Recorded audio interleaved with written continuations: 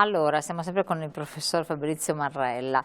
Professore, eravamo nel lontano Oriente, c'è anche l'India, C'è anche l'India dove il Modi comunque è grandemente apprezzato, se non erro, così almeno dicono, ha fatto delle azioni particolari, non da ultimo questa inaugurazione di questo tempio induista, che un tempio invece un tempo era una moschea, adesso è festeggiato in modo importantissimo, quasi però a ufficializzare che la religione di Stato è l'induismo, e quindi a mettere anche lì dei paletti ad altre rivendicazioni di carattere religioso che poi diventano però politiche.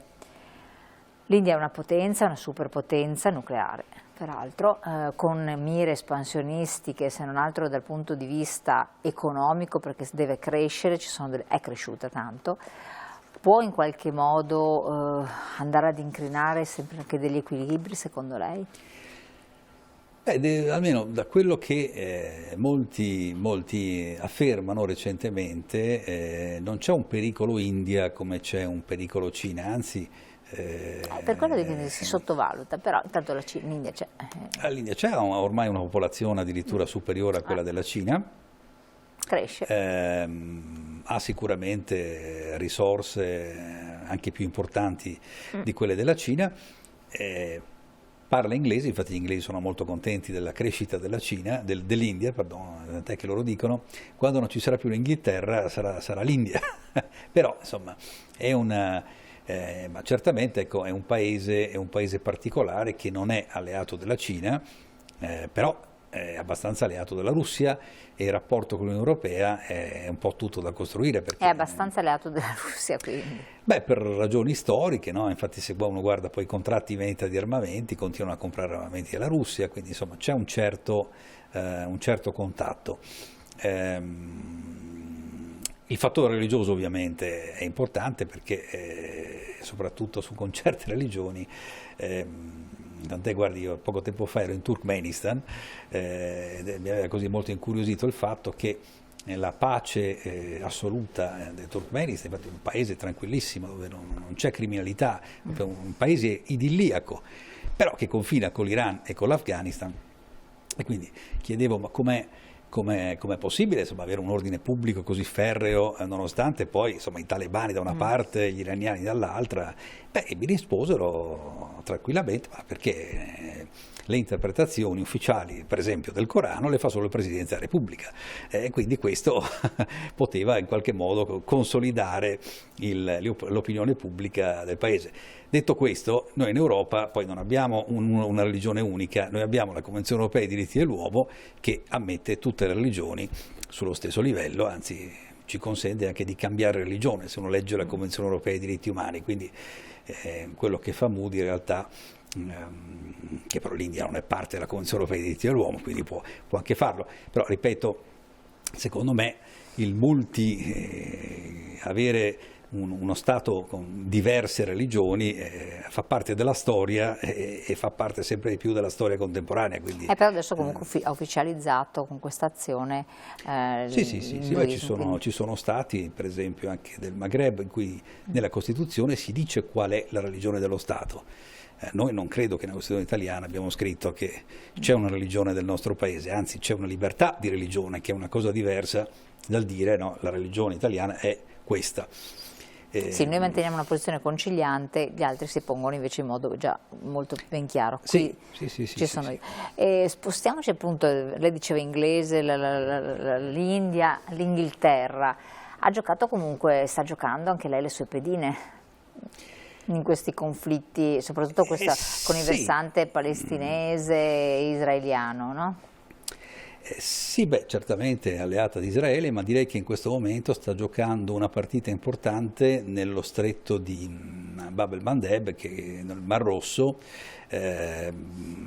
perché ovviamente la situazione di cui ancora conosciamo pochissimo, sul perché per esempio gli Houthi abbiano deciso improvvisamente di attaccare le navi mercantili che passano nel Mar Rosso, non è ancora chiara, salvo appunto il fatto che secondo loro stanno sostenendo i palestinesi e quindi attaccano navi inglesi e americane perché Stati Uniti e Inghilterra appoggiano Israele.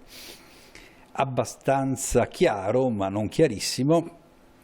Detto questo, però è evidente che non è possibile per gli Houthi ovviamente tirare missili o sparare sulle navi mercantili, perché da secoli ovviamente questo tipo di azioni, questo tipo di condotte sono represse. Infatti la risposta che è stata data, direi soprattutto dall'Italia, la quale appunto giustamente ha mandato navi della Marina Militare, adesso nell'ambito poi di un'operazione europea, a scopo difensivo, perché poi non è detto che, ma mi sembra che dall'altra parte abbiano utilizzato piuttosto un approccio offensivo, perché anche lì ci sono diverse interpretazioni della legittima difesa, no? Questa è, internazionale. Sì, purtroppo sono state promosse soprattutto dagli israeliani e dagli americani, quando si parlava del significato dell'articolo 41 della Carta dell'ONU, no? Che ogni Stato ha diritto a una legittima difesa. Diciamo che noi continentali e tutto il mondo l'ha sempre inteso dicendo, beh, legittima difesa vuol dire che prima devo essere attaccato e poi mi posso difendere. Ma hanno replicato sempre gli israeliani e poi gli americani, con l'evoluzione tecnologica e gli armamenti che c'è, non è più possibile attendere il primo colpo. Immaginiamo che fosse un missile nucleare, chiaramente uno non può più difendersi se riceve un missile nucleare.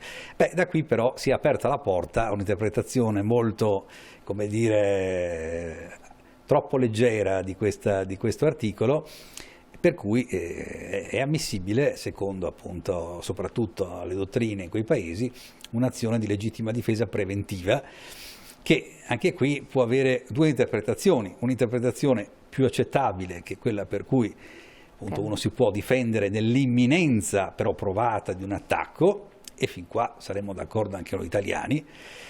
Però poi c'è la legittima difesa appunto preventiva in senso lato, per cui sapendo che tu un giorno mi attaccherai ti attacco adesso. Insomma, non è che sia proprio la civiltà, un segno di civiltà.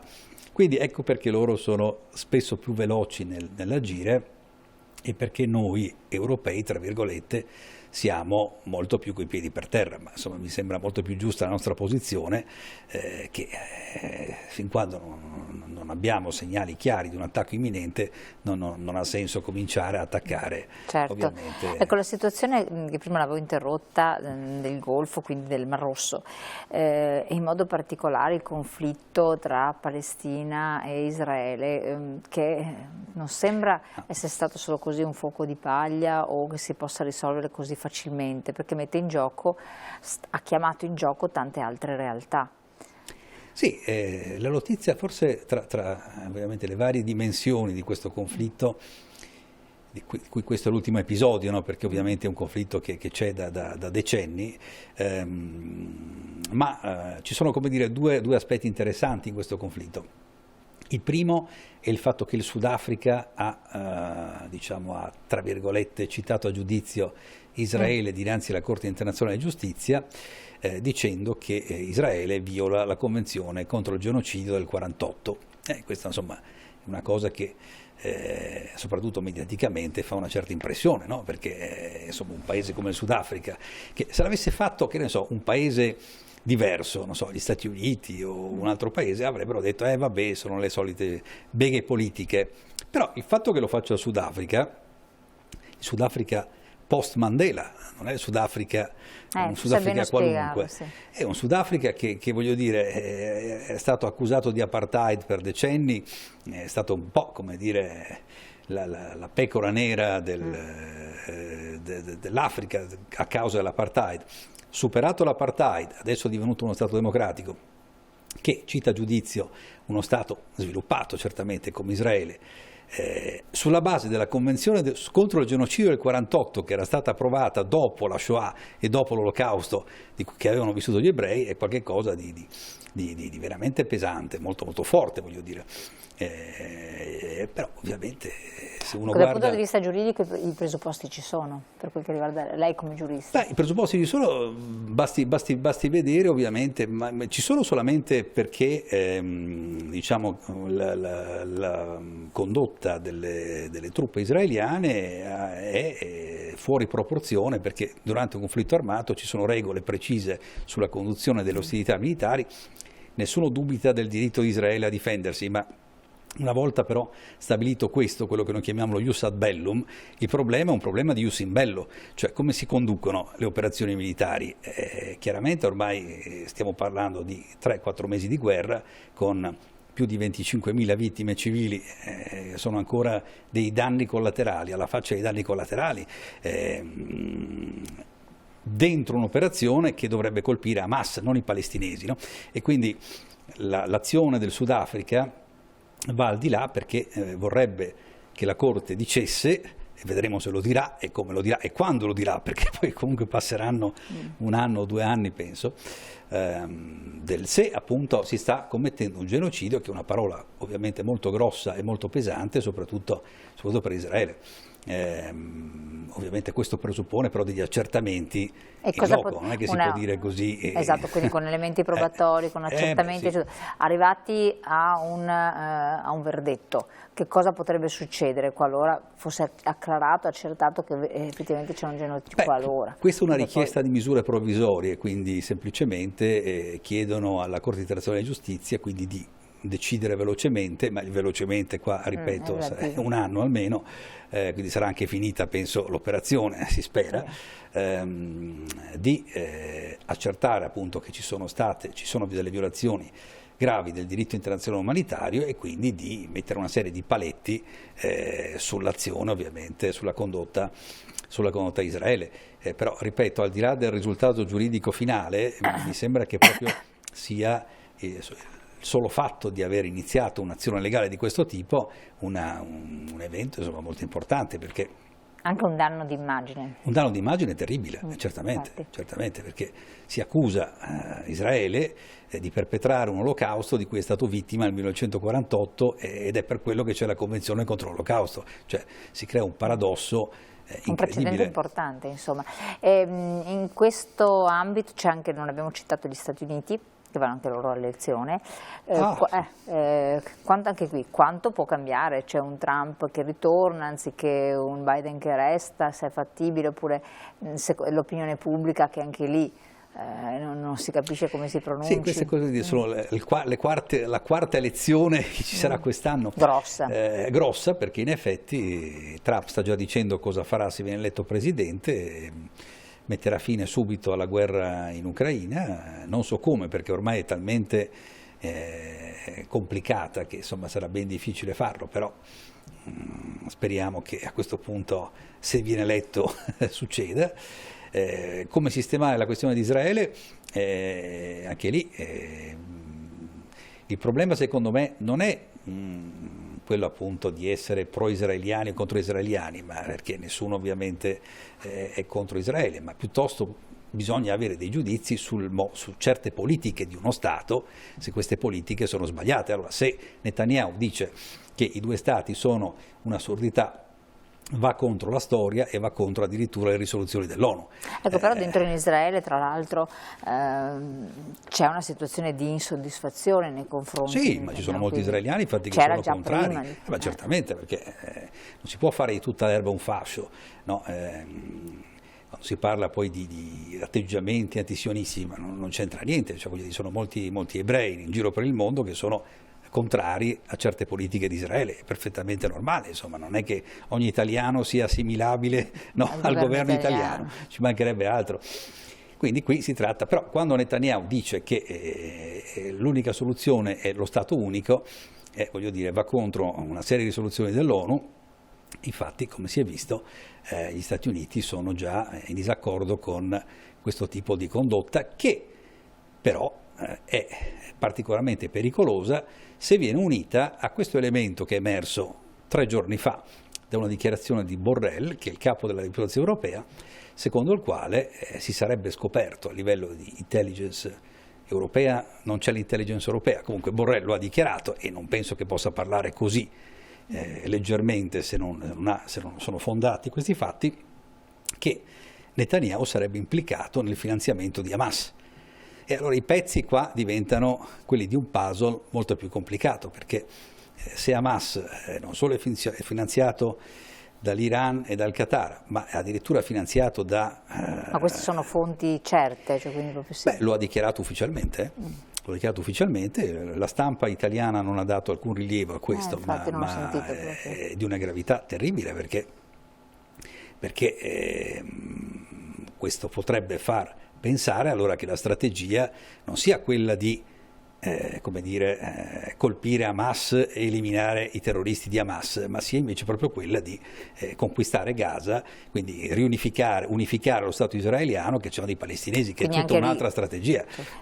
Darsi anche un'immagine, anche nei confronti del proprio paese, dare a se stesso un'immagine migliore rispetto a quella che si era un po' incrinata nell'ultimo tempo, no? Ma ha tanti oppositori Netanyahu in Israele, perché non penso che nemmeno molti israeliani siano d'accordo sull'idea di a questo punto fare una conquista dei territori, perché si va dalla parte del torto molto velocemente, insomma, in questo polverone. Siamo arrivati al termine, professore, proprio una battuta. Siamo a rischio conflitto esteso o no? Cosa dice? Purtroppo a Ginevra l'Accademia di diritto internazionale umanitario conta in questo momento 141 guerre nel mondo, quindi i dati sono molto pericolosi, le guerre sono in aumento sempre di più e quindi il mio auspicio da internazionalista è che la si smetta di sparare e si cominci a negoziare, a dialogare. Il diritto internazionale esiste per questo. E in Europa lo sappiamo bene, visto che per secoli abbiamo avuto guerre terribili e poi appunto con il diritto internazionale abbiamo evitato una serie di... Quindi bisogna che a questo punto i mediatori, tra virgolette, si diano da fare. Certamente, spazio alla diplomazia, spazio al diritto internazionale, che significa che gli stati più forti devono riconoscere le ragioni degli stati più deboli, spazio ai diritti umani. Assolutamente. Professore, grazie, le auguriamo un buon lavoro, speriamo di trovarla qui e di parlare di cose che si vanno magari risolvendo proprio in virtù dell'utilizzo del diritto internazionale e della diplomazia. E a voi cari telespettatori lascio alla pubblicità, ringraziamo ancora il nostro ospite, lo rivedremo naturalmente. E poi naturalmente la trasmissione continua, per cui restate sempre con noi, restate sempre sul canale 19, vi aspetto.